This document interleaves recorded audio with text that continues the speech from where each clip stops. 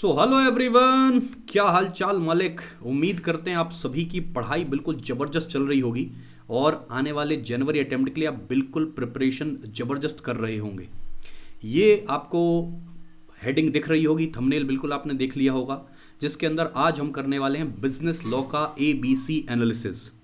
सबसे पहले ये वीडियो स्टार्ट करने से पहले मैं आपको एक चीज़ बता दूं कि सर इस वीडियो को बनाने का पर्पज़ ये बिल्कुल भी नहीं है कि मैं आपको रिकमेंडेशन दे रहा हूं कि आप कोई भी टॉपिक छोड़कर जाइए। इस वीडियो को बनाने के पीछे का पर्पज़ या लॉजिक बस ये है कि बेटा इस पॉइंट ऑफ टाइम पर अगर आप आज अपनी स्टडीज़ को, अपनी पढ़ाई को, बिजनेस लॉ की पढ़ाई को अगर चैनलाइज करना चाहते हैं, एक सीक्वेंस में डालना चाहते हैं, तो उसका क्या सीक्वेंस होना चाहिए आज इस वीडियो के अंदर हम देखेंगे। कोई बच्चा अगर आज ऐसा है कि कुछ टॉपिक्स के अंदर कॉन्फिडेंट फील नहीं कर रहा है या सर सिलेबस क्योंकि कंप्लीट नहीं हो पा रहा है, तो इस ABC एनालिसिस के थ्रू वो ये भी देख सकता है कि सर कौन सी टॉपिक ऐसे हैं जो हमें पहले कर लेने चाहिए और कौन से टॉपिक ऐसे हैं जिनको हमें बाद में रखना चाहिए। तो इस वीडियो के अंदर मैं बिल्कुल भी रिकमेंड नहीं करता हूं कि सर आप कोई भी टॉपिक छोड़िए।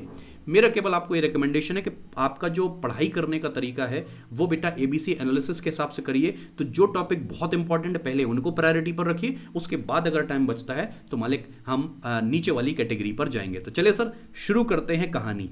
सबसे पहले बेटा मैं ला रहा हूं आपके लिए कैटेगरी ए वाले सारे के सारे टॉपिक, लेकिन उसके पहले अगर आप देखोगे तो देखो वेटेज का मामला ऐसा है, जो मैंने रिवीजन सीरीज कराई थी उसके अंदर हर टॉपिक का वेटेज बताया है। अगर मैं बात करूं सर कंपनीज एक्ट की, आपको पता है 21 मार्क्स का आता है। पार्टनरशिप एक्ट 20 मार्क्स का है।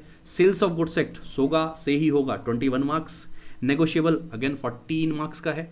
इंडियन कॉन्ट्रैक्ट एक्ट जो हर बच्चे की प्रॉब्लम है, लेकिन बेटा मैंने उसके लिए एक सेपरेट वीडियो बनाई है कि इंडियन कॉन्ट्रैक्ट एक्ट को कैसे करना है, क्या चीज़ें आपको छोड़नी है, क्या चीज़ें आपको करनी है, वो आप वहाँ पर जाके देख सकते हैं। बट इंडियन कॉन्ट्रैक्ट एक्ट की बात की जाए तो 32 मार्क्स का है और LLP और IRF तो आपको पता है 6 मार्क्स का वेटेज रखते हैं। मैंने यहाँ पर उनको फर्दर क्लासीफाई किया है कि केस स्टडी कितने मार्क्स की आती है और थ्योरेटिकल क्वेश्चन कितने मार्क्स का आता है।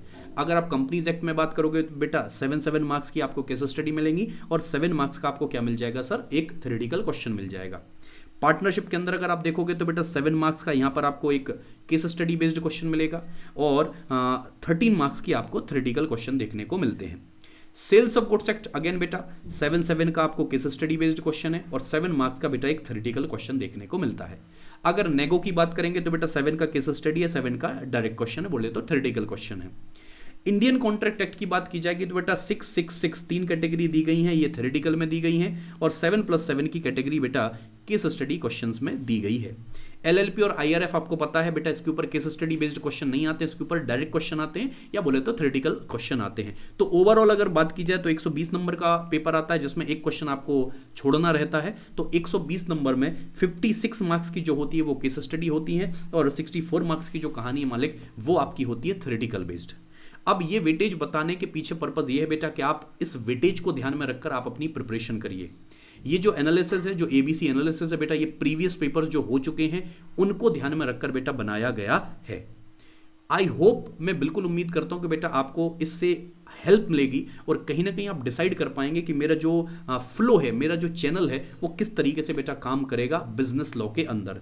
सो केवल और केवल प्रायोरिटी सेट करने के लिए बेटा ये वीडियो आपके लिए पहुंचाया जा रहा है। तो चले सर कैटेगरी अगर एक ही बात करें जो सबसे हाई वेटेज बेटा रखते हैं, तो ये वो टॉपिक हैं जो अगर आपने कर लिए, मैं बोल रहा हूं ना इन टॉपिक्स का आप केवल वेटेज अभी मैं बताऊंगा, आप मिनिमम टू मिनिमम भी बेटा 80 to 85 मार्क्स इन सारे टॉपिक से कर सकते हैं आउट ऑफ 120 मार्क्स।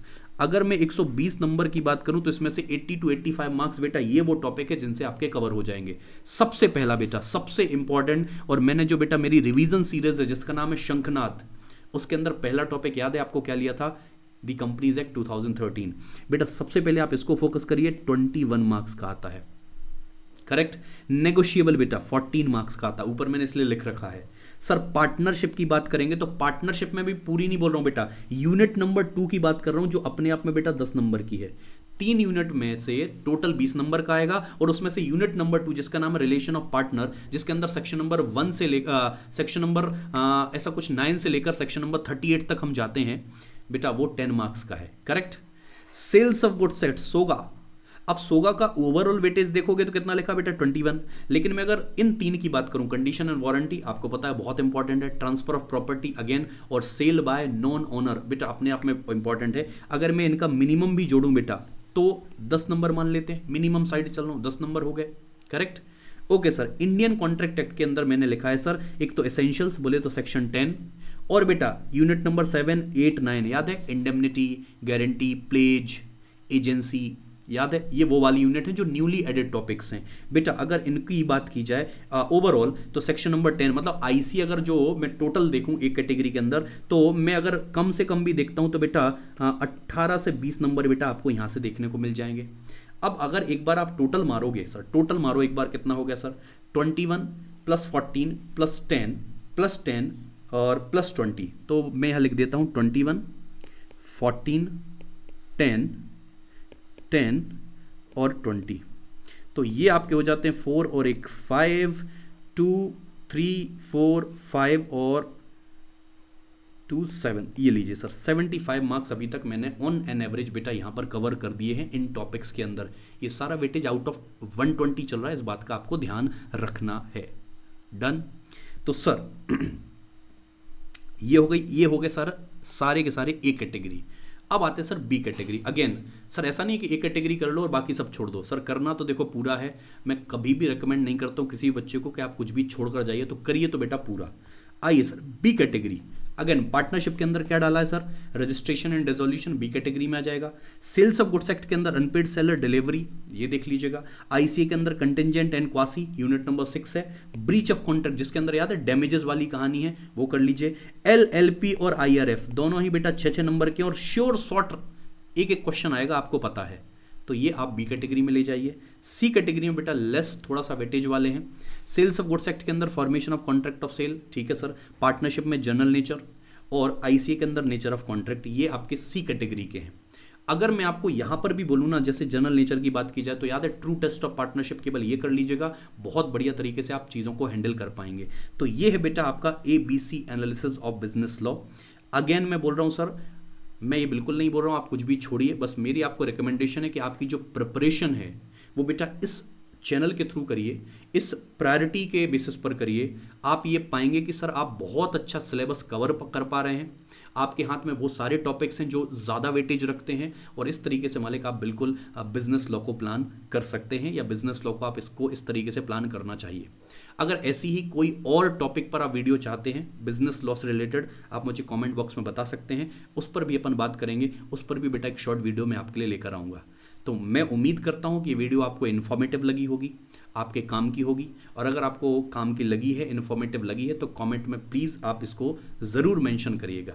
चलिए सर, मिलते हैं अगली वीडियो के अंदर। Thank you so much guys and all the very best.